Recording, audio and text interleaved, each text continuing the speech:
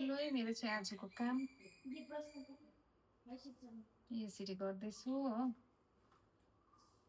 आज चाहिँ कतै पनि गइनँ, घरमै काम थियो मेरो र आज चाहिँ कहीँ नगइकन घरको यो काम चाहिँ सकिहाल्यो पनि अस्तिदेखि नै बनाउनु पर्ने थियो। यो टमाटरको सिम्टी हो, यो चाहिँ टमाटर हो, सानो खाले टमाटर एकदमै अमिलो हुन्छ हो। भोलिपर्सि बर्खामा यसको गाजहरू त मरिहाल्छ बर्खामा त हो, त्यति बेला चाहिँ गुन्द्रुकसँग मिक्स गरेर खानु चाहिँ एकदमै मिठो हुन्छ हो। अमिलो नभएको गुन्द्रुकहरूमा झन् अलिकति लगाउनुपर्छ हो, दामी हुन्छ।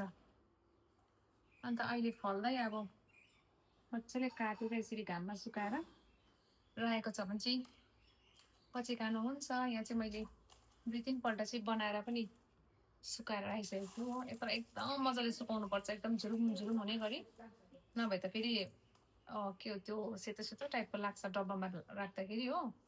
र यसरी सुकाएर राख्यो भने चाहिँ 1 सालसम्म पनि केही हुँदैन, मजाको बस्छ हो।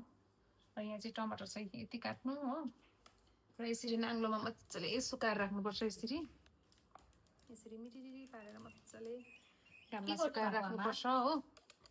यसरी गऱ्यो भने चाहिँ पछिसम्म खानलाई हुन्छ हो। आमा के गर्नु भएको? टमाटर काटेको हो।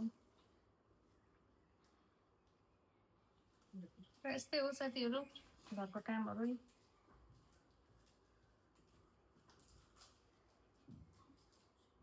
यति गरेर राखेको छ भने चाहिँ भोलि पर्सि टमाटरको दुःख हुँदाखेरि पनि घरमै भइदिन्छ हो। अचार खाए पनि भयो हो, सिद्रामा मिसाएर खाँदा पनि भयो, टक बनाएर खाए पनि भयो है, जे गरेर खाँदा पनि हुन्छ हो।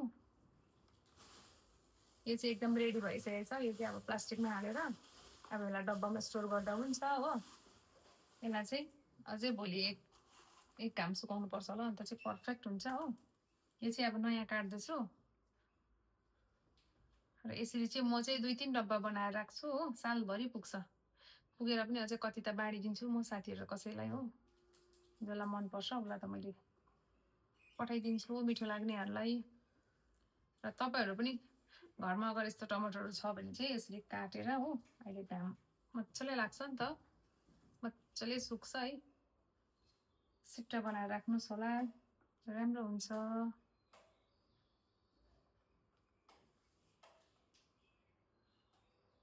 काट्नु चाहिँ अलिक गाह्रो लाग्छ, तर के गर्नु है, खानुको लागि त गर्नु पर्यो है। ल हुन्छ, बाई बाई।